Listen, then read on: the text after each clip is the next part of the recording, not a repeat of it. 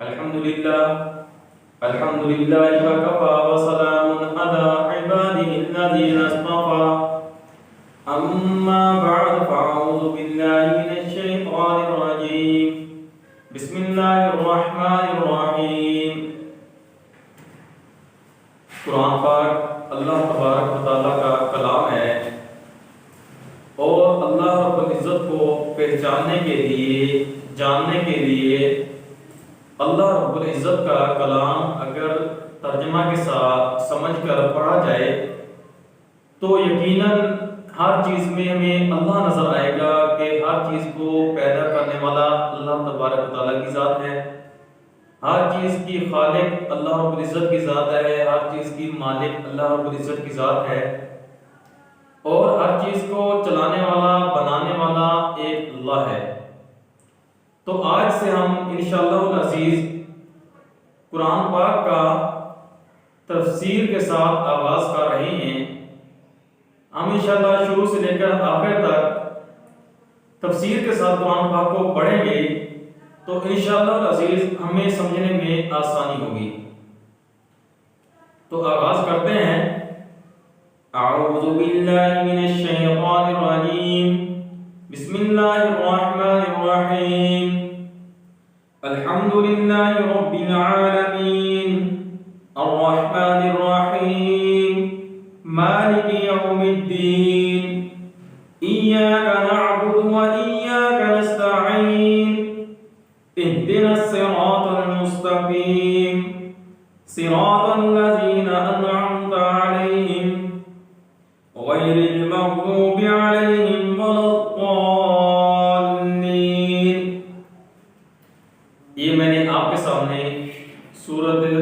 فاتحہ کی تلاوت کی ہے، تو ہم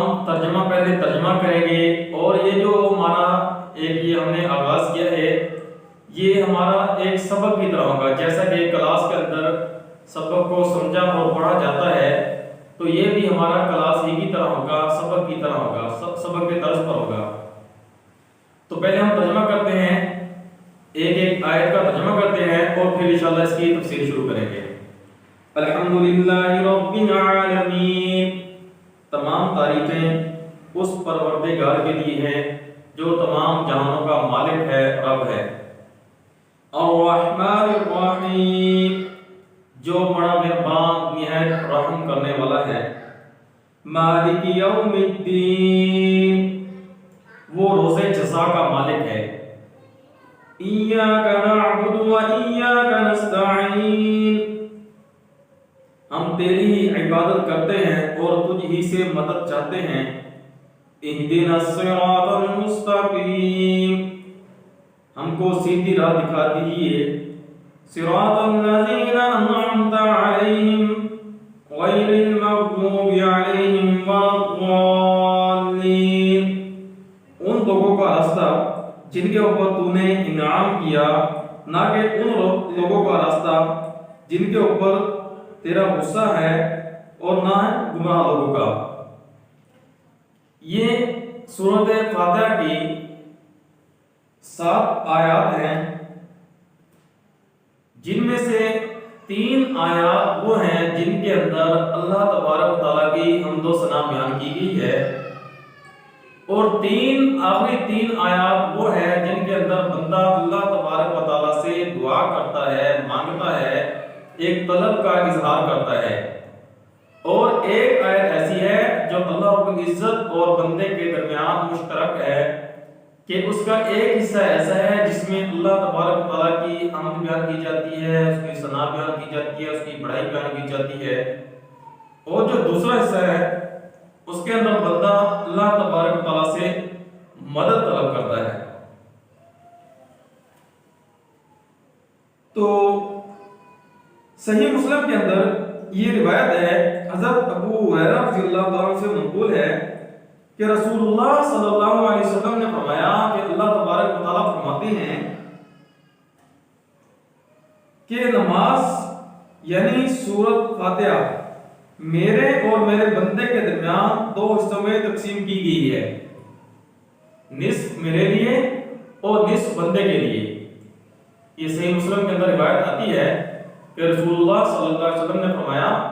اللہ رب العزت فرماتے ہیں کہ نماز یعنی کہ سورۃ فاتحہ، یہ جو 7 آیات ہیں، اس کے بارے میں اللہ رب العزت فرما رہی ہیں کہ یہ میرے اور میرے بندے کے درمیان تقسیم کی گئی ہے کہ آدھی میرے بندے کے لیے ہے اور آدھی میرے لیے ہے۔ یہ اللہ رب العزت فرما رہے ہیں۔ اور آگے کیا فرمایا کہ پھر رسول اللہ صلی اللہ علیہ وسلم نے فرمایا کہ بندہ جب کہتا ہے الحمدللہ رب العالمین، تو اللہ فرماتا ہے کہ میرے بندے نے میری حمد کی، اور جب بندہ کہتا ہے الرحمن الرحیم، تو اللہ تعالیٰ فرماتا ہے کہ میرے بندے نے میری تعریف و ثنا بیان کی، اور جب بندہ کہتا ہے مالک یوم الدین، تو اللہ تعالیٰ فرماتا ہے کہ میرے بندے نے میری بزرگی بیان کی، اور جب بندہ کہتا ہے ایاک نعبد و ایاک نستعین، تو اللہ تعالیٰ فرماتا ہے کہ یہ آیت میرے اور میرے بندے کے درمیان مشترک ہے، کیونکہ اس میں ایک پہلو اللہ تعالیٰ کی حمد و ثنا کا ہے اور دوسرا پہلو بندے کی دعا و درخواست کا ہے۔ اس کے ساتھ یہ بھی ارشاد ہوا کہ میرے بندے کو وہ چیز مل گئی جو اس نے مانگی۔ پھر جب بندہ کہتا ہے اہدنا الصراط المستقیم، تو اللہ تعالیٰ شان فرماتا ہے کہ یہ سب میرے بندے کے لیے ہے اور اس کو وہ چیز ملے گی جو اس نے مانگی۔ اب یہ جو 7 آیات ہیں، ادھر سے جب بندہ ان کی تلاوت کرتا ہے، ان کو پڑھتا ہے، تو ادھر سے ہر آیت کے بدلے اللہ رب العزت اس کا جواب دیتے ہیں کہ میرے بندے نے یہ پڑھا اور میرے بندے نے یہ پڑھ کر میری حمد و ثنا بیان کی، میری بزرگی بیان کی، میری عظمت بیان کی، اور آخری آیات کے اندر کہ میرے بندے نے مجھ سے مانگا اور اس نے جو مانگا وہ اس کو عطا کیا جائے گا۔ اب آگے ہم اس کی تشریح شروع کرتے ہیں۔ اب الحمدللہ، الحمدللہ کے معنی یہ ہے کہ سب تعریفیں اللہ ہی کے لیے ہیں، یعنی دنیا میں جہاں کہیں کسی بھی چیز کی تعریف کی جاتی ہے وہ در حقیقت اللہ تبارک و تعالیٰ ہی کی تعریف ہے، کیونکہ اس جہاں میں رنگ و بو، جہاں ہزاروں حسین مناظر اور لاکھوں دلکش نظارے اور کروڑوں نفع بخش چیزیں انسان کے دامن دل کو ہر وقت اپنی طرف کھینچتی رہتی ہیں اور اپنی تعریف پر مجبور کرتی ہیں، اگر ذرا نظر کو گہرا کیا جائے تو ان سب چیزوں کے پردے میں ایک ہی دست قدرت کار فرما نظر آتا ہے، اور دنیا میں جہاں کہیں کسی چیز کی تعریف کی جاتی ہے اس کی حقیقت اس سے زیادہ نہیں جیسے کسی نقش و نگار یا تصویر یا کسی صنعت کی تعریف کی جائے کہ یہ سب تعریفیں در حقیقت نقاش اور مصور یا صناع کی ہوتی ہیں۔ اس جملے کی کثرتوں کے تلاطم میں پھنسے ہوئے انسان کے سامنے ایک حقیقت کا دروازہ کھول کر یہ دکھلا دیا کہ یہ ساری کثرتیں ایک ہی وحدت سے مربوط ہیں اور ساری تعریفیں در حقیقت اسی ایک قادر مطلق کی ہے، ان کو کسی دوسرے کی تعریف سمجھنا نظر و بصیرت کی کوتاہی ہے۔ اب یہ جو پوری تشریح آپ کے سامنے کی گئی ہے، اس کے اندر کیا فرمایا جا رہا ہے؟ اس کے اندر یہی فرمایا جا رہا ہے کہ اگر کائنات کے اندر قدرت کی پیدا کردہ کسی چیز کی جب تعریف کی جاتی ہے تو وہ در حقیقت اس چیز کی تعریف نہیں ہوتی بلکہ اس کے پیدا کرنے والے کی تعریف کی جاتی ہے۔ جیسا کہ ہم دیکھتے ہیں دنیا کے اعتبار سے اگر کوئی کاریگر ہے کوئی چیز تیار کرتا ہے تو تعریف اس کاریگر کی جاتی ہے۔ اسی طرح کوئی چیز بنانے والا ہے، کوئی کاریگر ہے، کوئی صنعت کار ہے، تو جو بندہ جس چیز کا بنانے والا ہو تعریف حقیقت میں اس چیز کی نہیں ہو رہی ہوتی بلکہ اس بنانے والے کی ہو رہی ہوتی ہے۔ تو اسی طرح کائنات کے اندر یہ جتنے بھی مناظر نظر آتے ہیں، چاہے وہ سمندروں کے مناظر ہیں، چاہے وہ پہاڑوں کے مناظر ہیں، چاہے وہ ریگستانوں کے مناظر ہیں، چاہے وہ صحراؤں کے مناظر ہیں، یہ طرح طرح کے پھول، پھل اور فصلیں، یہ موسموں کا بدلنا، یہ بارشوں کا برسنا، یہ طرح طرح کے رنگ و بو، یہ جتنی بھی چیزیں پیدا کرتے ہیں یہ حقیقت میں اس بنانے والے کی تعریف ہو رہی ہے کہ ان تمام چیزوں کے بنانے والی ذات وہ ایک اللہ کی ذات ہے، تعریف کے لائق بھی وہی ہے، عبادت کے لائق بھی وہی ہے۔ تو اس لیے اس آیت کے جو اس جو سورت کا جو پہلا لفظ ہے اس کے اندر یہ بیان کیا جا رہا ہے کہ تمام کا پیدا کرنے والا بنانے والا ایک اللہ ہے. آگے رب العالمین، الحمدللہ کے بعد الحمدللہ رب العالمین. رب العالمین کا مطلب رب کے معنی عربی لغت کے اعتبار سے تربیت و پرورش کرنے والے کے ہیں، اور تربیت اس کو کہتے ہیں کہ کسی چیز کو اس کے تمام مصالح کی رعایت کرتے ہوئے درجہ بدرجہ آگے بڑھا جائے یہاں تک کہ وہ حد کمال تک پہنچ جائے. یہ لفظ صرف اللہ تعالیٰ کی ذات پاک کے لیے مخصوص ہے. کسی مخلوق کو بغیر اضافت کے رب کہنا جائز نہیں، کیونکہ ہر مخلوق خود محتاج ہے تربیت کی، وہ کسی دوسرے کی کیا تربیت کرے گی. اب رب کا مطلب بیان کر دیا ہے کہ رب کا مطلب ہے تربیت کرنے والا، اس کو کمال درجے تک، اس کو صحیح راستے پر، اس کے صحیح مقام پر پہنچانے والا. آگے بیان کر دیا کہ اللہ تبارک و تعالیٰ کے علاوہ کسی اور کو بغیر اضافت کے رب کہنا درست نہیں، اس لیے کہ اللہ رب العزت کے علاوہ باقی ہر چیز، ہر بندہ، ہر چیز وہ قابل اصلاح ہے، وہ قابل تربیت ہے، وہ درستی کی کرنے کے قابل ہے، وہ درست ہونے والی ہے. ایک اللہ رب العزت کی واحد ذات ہے جو مکمل، کامل، اکمل، مکمل ہے،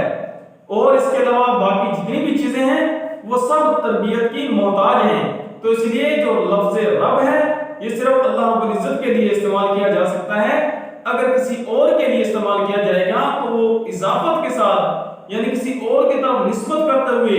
ایک اس کی طرف اضافت کرتے ہوئے تو استعمال کر سکتے ہیں. بغیر اضافت کے اللہ رب العزت کے علاوہ کسی اور کے لیے لفظ رب استعمال نہیں کر سکتے. العالمین، عالم کی جمع جس میں دنیا کی تمام اجناس، آسمان، چاند، سورج اور تمام ستارے، ہوا اور فضا، برق و باران، فرشتے، جنات، زمین اور اس کی تمام مخلوقات، حیوانات، انسان، نباتات، جمادات سبھی داخل ہیں. اس لیے رب العالمین کے معنی یہ ہوئے اللہ تعالیٰ تمام اجناس کائنات کی تربیت کرنے والے ہیں. اب اس کے اندر یہ بتا دیا آگے پوری یہ آیت کس طرح بنی؟ الحمدللہ رب العالمین. الحمدللہ کی بھی تشریح ہوگی، رب کی بھی تشریح ہوگی. آگے عالمین، عالمین کے مطلب یہ ہے کہ کائنات کے اندر جتنی بھی چیزیں آتی ہیں، صرف انسان نہیں، صرف جانور نہیں، صرف جنات نہیں، بلکہ جتنی بھی چیزیں آتی ہیں، چاہے وہ سورج، ستارے، سیارے، جانور، انسان، حیوان، نباتات، تمام کو بنانے والی اور ان کو صحیح مقام پر پہنچانے والی، بنانے اور بگاڑنے والی ذات ایک اللہ رب العزت کی ہے. عالمی کا مطلب تمام جانوں کے اندر جتنی چیزیں ہیں، اس لیے عالمی کا لفظ استعمال کیا گیا. اور آگے الحمدللہ کے بعد آگے الرحمن الرحیم. دوسری آیت میں صفت رحم کا ذکر لفظ رحمان اور رحیم سے کیا گیا. یہ دونوں صیغے مبالغہ کے لیے ہیں جن میں رحمت خداوندی کی وسعت و کثرت اور کمال کا بیان ہے. اس صفت کے ذکر کرنے میں شاید اس طرف اشارہ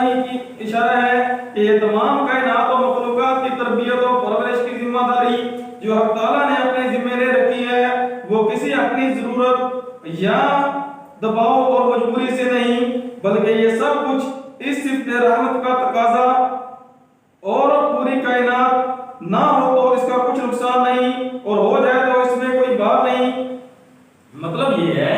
کہ جو الرحمن الرحیم یہ جو لفظ ذکر کیا گیا ہے اس کا مطلب یہ ہے کہ اللہ رب العزت جو بندوں کی تربیت کرتا ہے، جو بندوں کی پرورش کرتا ہے، جو بندوں کو پالتا ہے، جو بندوں کو رزق دیتا ہے، یہ جو سارا نظام چلا رہا ہے، جس نظام کو ہم اپنی آنکھوں سے دیکھ رہے ہیں، تو یہ کسی کے دباؤ کی وجہ سے نہیں کر رہا،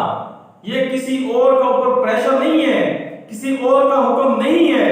بلکہ یہ اللہ رب العزت خاص اپنا رحم کا معاملہ کرتے ہوئے یہ بندوں کے اوپر احسانات فرما رہے ہیں اور یہ کائنات کا نظام چلا رہے ہیں اور یہ جتنی بھی چیزیں پیدا کر رہے ہیں یہ کسی کے ڈر، خوف اور دباؤ کی وجہ سے نہیں، بلکہ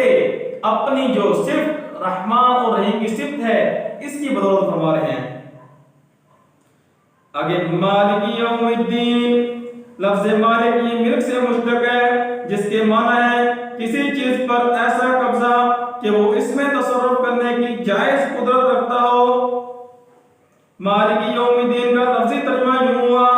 مالک ہے روز جزا کا، یعنی روز جزا میں ملکیت رکھنے والا۔ وہ ملکیت کس چیز پر ہوگی اس کا ذکر نہیں کیا گیا۔ تفسیر کشاف میں اس میں اشارہ ان کی طرف ہے، یعنی روز جزا میں تمام کائنات اور تمام امور کی ملکیت صرف اللہ رب العزت کی ہوگی۔ اب یہ بتا دیا